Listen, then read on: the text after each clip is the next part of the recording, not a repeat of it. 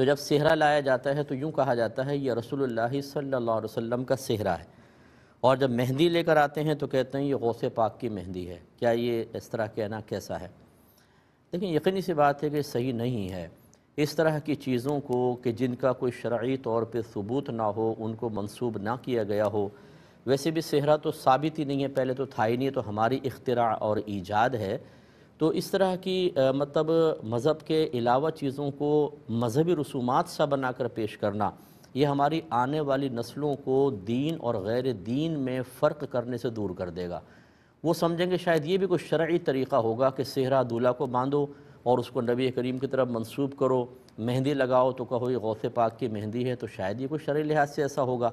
اور ہمارے ہاں یہ بہت ہی مشکل ہوتا ہے، اور میں کوئی مطلب خوابی باتیں نہیں کرتا ہوں، گراؤنڈ ریئلٹیز پر کلام کرتا ہوں کہ ہمارے ہاں جب کوئی چیز ہمیں ملتی ہے، معروف ہوتی ہے، تو ہم اس کی حقیقت تک اور تہ تک جانے کی بالکل زحمت گوارہ نہیں کرتے۔ جتنے مجھے سن رہے ہیں، آپ کے گھر میں بہت سارے نظریات اور معمولات ہوں گے، اسی طرح کی باتیں افواہیں معروف ہوں گی، آپ اس کو اپنائے ہوئے تو ہیں، لیکن کتنی چیزیں ایسی ہیں کہ آپ نے بڑی سنجیدگی کے ساتھ قرآن اور حدیث سے ان کا حکم یا ثبوت تلاش کرنے کی کوشش کی ہو، یا کسی سے پوچھا ہو کہ جی یہ ہمارے ہاں ہوتا ہے صحیح ہے کہ نہیں ہے، تو ثابت ہوا کہ جب آپ نے نہیں کیا تو جب آپ یہ الٹی سیدھی چیزیں شامل کریں گے، آپ کی نسلیں بھی نہیں کریں گی، اور وہ بھی اس کو دین سمجھ کر اختیار کریں گے، اور غیر دین کو دین سمجھنا، خلاف سنت یا جو سنت ہی نہیں ہے اس کو شاید سنت سمجھ کے اختیار کرنا، یہ قطعاً غیر مناسب ہوتا ہے۔ اس طرح نہ کریں۔ سہرا میں ناجائز نہیں کہہ رہا ہوں اگرچہ سنت سے ثابت نہیں، لیکن اس طرح منسوب کرنا یہ بھی بالکل درست نہیں ہے، اس سے اجتناب کیا جائے۔ لیکن پچھلے پروگرامز میں عرض کر چکا ہوں کہ جب ہماری اس طرح کی کوئی باتیں ذکر کی جاتی ہیں جو عین قرآن و حدیث کے مطابق ہوتی ہیں، تو ہماری عوام جو اپنے آپ کو مسلمان کہتے ہیں اور عام حالات میں شاید کسی عالم کا ادب بھی کرتے ہوں، مفتی کا جی مفتی لوگ، عالم لوگ اچھے ہوتے ہیں، لیکن جب اس قسم کی رسومات ہو رہی ہوں اور آپ منع کر کے دیکھیں تو ان سے بڑھ کر مجتہد اعظم اور اس زمانے کا امام اعظم ابو حنیفہ کوئی نہیں ہوتا۔ ارے جی یہ تو بولتے رہتے ہیں جاری رکھو بعد میں دیکھیں گے۔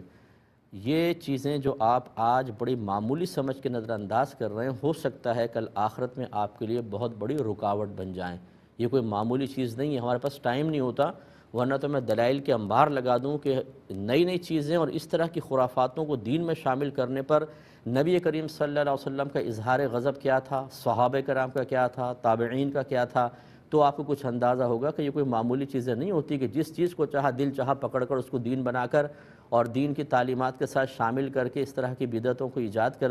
یہ مناسب نہیں ہے۔ تو جو سمجھایا جائے اس کو مان لیں، یہ اچھی بات ہے، لیکن اگر آپ کسی کو کہتے ہیں جیسے ہمارے سننے والے کسی کو سمجھائیں کوئی نہ مانے تو لڑائی جھگڑا نہ کریں۔ ہمارا کام بتانا ہے، منوانا نہیں۔ کوئی مانتا ہے ٹھیک، نہیں مانتا بھی ٹھیک ہے، آپ کریں، آپ کی مرضی ہے، کیا کر سکتے ہیں۔ زندہ بچہ پیدا ہو تو پھر اس کے ساتھ تمام یہ شرعی احکام وابستہ ہو جاتے ہیں کہ آپ کو اس کا نام رکھنا تھا، اور اتنی مہلت نہیں ملی کہ وہ اذان ہو سکے، کوئی بات نہیں، اس کو آپ غسل بھی دیں، اسے کفن میں، اور باقاعدہ کوئی سنت کے مطابق کفن نہیں، کپڑے میں بھی آپ لپیٹ سکتے ہیں، اور اسے باقاعدہ اس کی جنازے کی نماز آپ کو پڑھنی ہوگی اور اس کو دفنائیں، کیونکہ وہ زندہ بچہ پیدا ہوا ہے تو تمام شرعی احکام اس کی طرف متوجہ ہوں گے۔ دیکھیں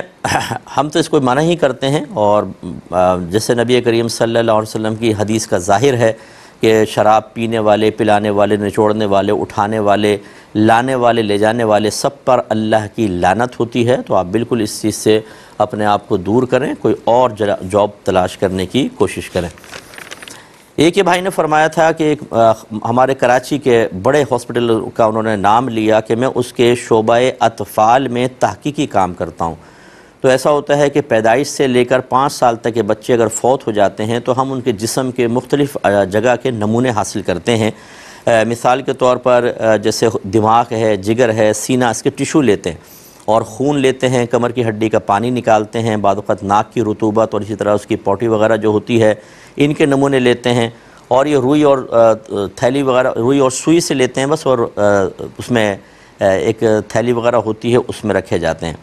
اور مقصود یہ ہوتا ہے کہ آئندہ جو بچے پیدا ہوں گے ان کا علاج تجویز کیا جا سکے، انہیں بیماریوں سے محفوظ رکھا جا سکے، اور اسی طرح یہ جاننا کہ کیوں آخری بچے فوت ہوئے ہیں، شرح اموات اتنی زیادہ کیوں ہیں، اس کے اسباب جاننے کے لیے، تو اس طرح کرنے کی اجازت ہے یا نہیں۔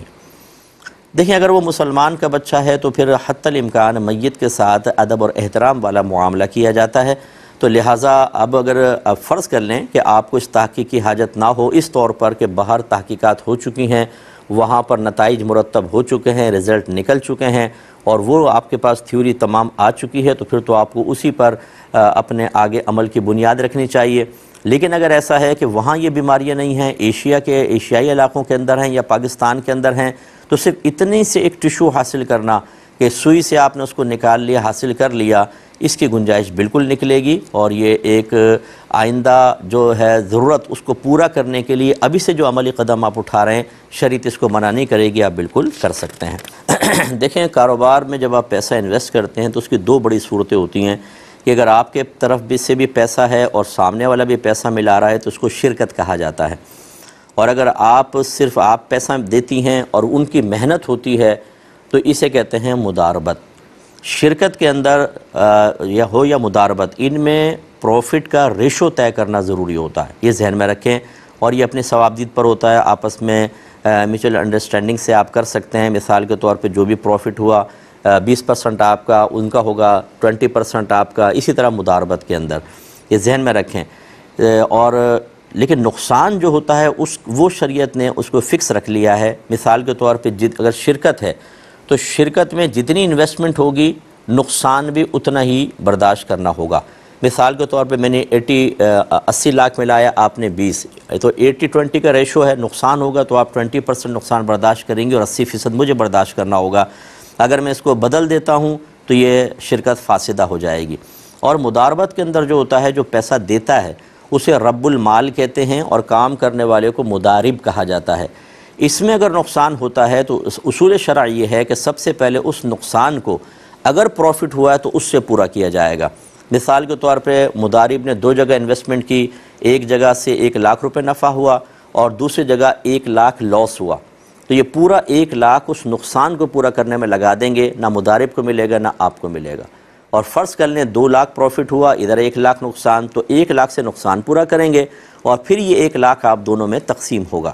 اور اگر صرف نقصان ہوا، پروفٹ ہوا ہی نہیں، تو یاد رکھیں یہ رب المال کا نقصان ہوتا ہے۔ اگر مدارب نے کوئی کوتاہی نہیں کی، دیانتداری سے کام کیا ہے، تو پھر نقصان رب المال کو، انویسٹر کو کرنا پڑتا ہے، نقصان برداشت کرنا پڑتا ہے۔ اس میں اگر آپ نے یہ کنڈیشن لگا دی یا اس نے آفر کی کہ آپ پیسہ دیں، ہم کام کریں گے، نقصان ہوگا سب ہمارا، آپ بے فکر رہیں، آپ کو اتنا پروفٹ دے دیں گے، بالکل غلط ہوگا، یہ مداربت فاسدہ ہو جائے گی۔ اگر انہوں نے کہا کہ والد صاحب فوت ہو گئے اور کچھ لوگوں کا کنفرم ان پہ قرضہ تھا لیکن میرا رابطہ ان سے منقطع ہو گیا ہے، ایسی صورت میں اب یہ نہیں کر سکتے آپ کہ اگر وہ جو قرض خواہ ہیں ان کی طرف سے صدقہ کر دیں۔ اگر آپ کر بھی دیں گے اور کبھی بھی وہ واپس آئے تو آپ کو بہرحال ان کو دینا پڑے گا۔ تو ہمارا مشورہ یہ ہے کہ صدقہ وغیرہ کچھ بھی نہ کریں۔ اگر آپ کو پتہ ہے والد صاحب کہہ گئے تھے یا کہیں لکھ گئے تھے کہ مجھ پہ اتنا قرضہ ہے، اسے آپ اپنے پاس بس سمجھ لیں محفوظ رکھیں، جب وہ شخص کبھی آئے گا تو دے دیں، اگر نہیں آیا تو انشاءاللہ پھر یا تو پھر آپ آخری ٹائم میں جب آپ کو امید ہو کہ اب وہ بالکل نہیں آئے گا تو صدقہ کر دیجئے، ٹھیک ہے، اور یا پھر والد صاحب جانیں اور وہ جانیں۔ اور یہ یاد رکھیں کہ یہ قرضہ جو ادا کرنا ہوتا ہے یہ کوئی ایک وارث اپنے اس سے نہیں کرے گا، بلکہ ترکے کے اندر بالترتیب 4 قسم کے حقوق وابستہ ہوتے ہیں۔ سب سے پہلے تو جو تجہیز و تکفین ہوتی ہے وہ ترکے میں سے کی جاتی ہے، وہ اگر وارث کوئی ایک کرنا چاہے کہ نہیں میں کر دیتا ہوں چلو تو اس کی مرضی ہے، لیکن اصول یہ ہوتا ہے۔ پھر دوسرا اگر کسی کا قرضہ ہوتا ہے تو اسی ترکے میں سے پہلے قرضہ ادا کیا جاتا ہے۔ پھر اگر کوئی مالی وصیت کی تھی تو 1/3 میں وصیت جاری ہوتی ہے، پھر اس کے بعد جو مال بچتا ہے وہ وارثوں کا حق ہوتا ہے۔ تو اس لیے جو قرضہ ہے وہ آپ اپنے پاس سے ادا نہیں کریں گے، جو ترکہ والد صاحب چھوڑ کر گئے ہیں اسی میں سے اتنا پیسہ نکال کر رکھ دیں کہ وہ آئیں گے تو دے دیں گے، یا پھر اگر آپ صدقہ کرنا چاہیں کر دیں، لیکن یہ ذہن میں رکھ لیں کہ کبھی بھی وہ واپس آئیں گے تو آپ کو ادا کرنا ہی ہوگا۔ اور اگر کوشش کریں رابطہ منقطع ہو گیا ہے لیکن کسی طریقے سے رابطہ ہو سکتا ہے، جیسے والد صاحب کے پرانے دوستوں سے آپ کانٹیکٹ کریں قریبی سے تو مل جاتا ہے، آخر چین مل جاتی ہے، تو اس طرح کر کے انہیں واپس ہی کر دیں، یہ سب سے بیسٹ ہے۔ صرف اتنا آپ کو احتیاط کرنی ہوگی، یعنی اس صورت میں تو کوئی شرعی قباحت نہیں ہے کہ آپ کے گھر میں جگہ ہی نہیں ہے، بس اتنا کریں جیسے آپ چہرہ دھوئیں تو پھر ذرا ہاتھ دھونے سے پہلے کسی تولیہ وغیرہ سے ہلکے ہلکا قطرات جو ٹپک رہے ہیں ان کو روک دیں، یعنی اتنا پونچھ لیں کہ مکمل خشک بھی نہ کریں لیکن قطرے ٹپکنا موقوف ہو جائیں، وجہ اس کی یہ ہے کہ پھر جب آپ ہاتھ وغیرہ دھوئیں گے قطرے آپ کے کپڑوں پہ گریں گے تو یہ کپڑوں کا یہ مستعمل پانی ہوتا ہے، ناپاک نہیں کہتے اس کو، مستعمل کہتے ہیں۔ یہ گناہوں کی آلودگی کے ساتھ اور نجاست حکمیہ یعنی ایسی نجاست جو ہمیں نظر نہیں آ رہی ہوتی اس کے ساتھ ٹپک رہا ہوتا ہے، تو کپڑوں پہ گرانا اس کو مکروہ تنزیہی ہوتا ہے، یعنی گناہ تو نہیں ہے لیکن شریعت نے ناپسند کیا ہے۔ اور اسی طرح جب آپ دونوں ہاتھ دھو لیں تو پھر تھوڑا تھوڑا خشک کر لیں تاکہ جب آپ سر کا مسح کریں تو نہ گرے، اور اس طرح پاؤں دھوئیں تو آپ کے کپڑوں پر یہ نہ لگے، تو پھر بالکل آپ کر سکتے ہیں۔ اور بہتر یہ ہے اگر تھوڑی بہت جگہ ہو ایک آدھ کوئی نلکا لگا کر اور وضو خانہ سا بنا لیں چھوٹا سا تاکہ اس پہ بیٹھ کر آرام سے وضو کر سکیں۔ ایک بھائی نے فرمایا کہ ہمارے گھر میں خواتین جو ہیں وہ ڈرامے دیکھتی ہیں اور ڈراموں میں بعض اوقات ایسی چیزیں دکھائی جاتی ہیں جس کا پریکٹیکل جب وہ گھر میں کرتی ہیں تو لڑائی جھگڑا فتنہ فساد پیدا ہوتا ہے، تو کیا حکم شرع ہوگا؟ ہم کس طریقے سے عورتوں کو سنبھالیں اور یہ ڈرامے دیکھنے دیں یا نہ دیکھنے دیں؟ دیکھیں قطع نظر اس کے کہ ڈرامہ مطلب کس چیز پر مشتمل ہے، اس طرح کے کھیل تماشوں میں مشغول ہونا اور اتنا مشغول ہو جانا کہ انسان کو نماز کی پرواہ نہ ہو لیکن ڈرامے کی قسطیں نکلنی چاہیے، قرآن پاک کبھی نہ کھولے لیکن ڈرامے کی تمام قسطیں پوری ہونی چاہیے، اس طرح کا انہماق اور مشغولیت شریعت بالکل محبوب نہیں رکھتی ہے۔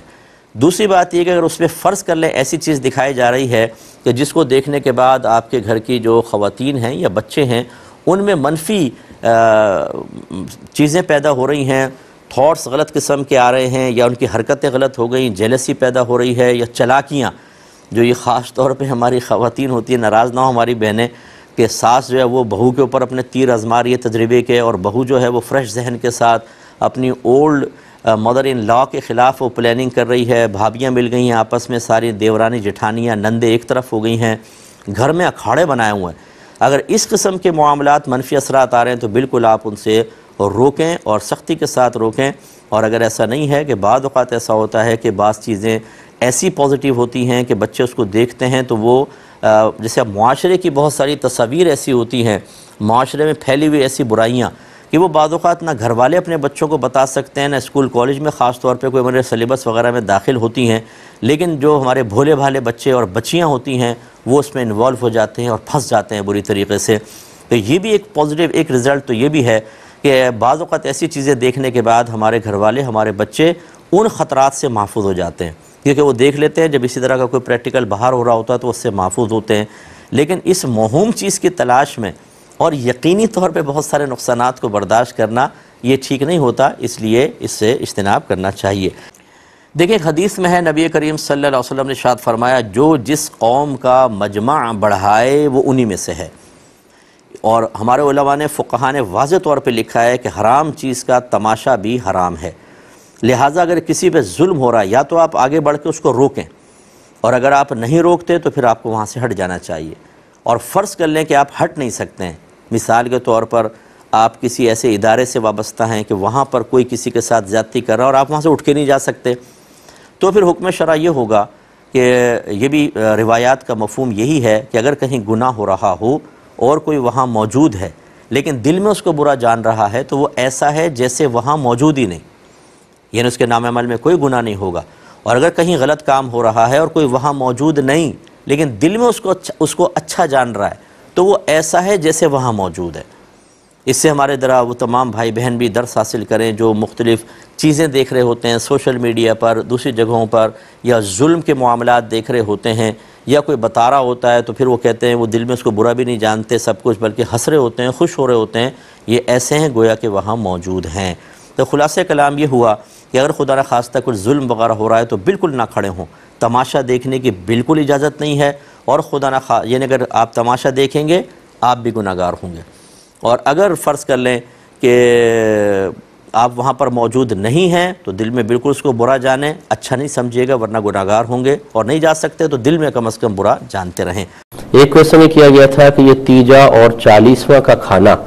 کیا ہر شخص کھا سکتا ہے یا پھر یہ مخصوص افراد کا حق ہوتا ہے اور ہر شخص کھائے تو اس کے لیے یہ مضر ہوتا ہے اخروی لحاظ سے اور روحانی اعتبار سے؟ دیکھیں مسئلہ یہ ہے کہ پہلے تو سمجھ لیں کہ تیجا اور 40واں ہے کیا۔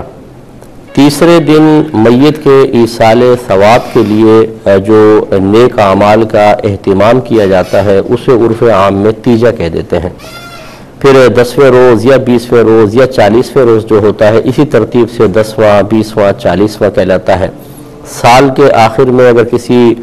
بزرگ کے ایصال ثواب کا اہتمام کیا جائے، اس کے لیے مجلس محفل ہو تو اس کو عرس کا نام دے دیتے ہیں، اور عام شخص کے لیے ہو تو اس کو برسی کہا جاتا ہے۔ تو یہ دراصل ایصال ثواب کا اہتمام کیا جاتا ہے، اس اعتبار سے ان دنوں کے نام ہو گئے ہیں،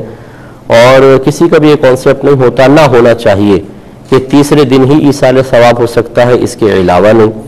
اگر کوئی اس کو لازم و ملزوم سمجھے، کیونکہ یہ مستحب ہے، کوئی لازم ملزوم نہیں ہے، مطلب فرض یا واجب نہیں ہے، تو اگر کوئی اس کو فرض یا واجب کا درجہ دے کہ ضرور ہی کرنا ہے، یہ بھی غلط۔ اور اگر کوئی کہے کہ تیسرے دن ہی کرنا ہے یا 10ویں روز آگے پیچھے نہیں ہو سکتا، یہ بھی غلط۔ اگر کوئی صرف لوگوں کی سہولت اور آسانی کے لیے دن مقرر کر کے اس میں ایصال ثواب کا اہتمام کرے تو شریعت اس کو منع نہیں کرتی ہے۔ جیسے ہماری مساجد میں جماعت کے اوقات ہم لوگوں کی آسانی کے لیے ہی مخصوص کرتے ہیں۔ مارکیٹ کی مسجد میں پوری مارکیٹ کے نمازیوں کا خیال کر کے ٹائم سیٹ کیا جاتا ہے، اور محلے کی مسجد میں اسی طرح اہل محلہ کی سہولت کا لحاظ کرتے ہیں۔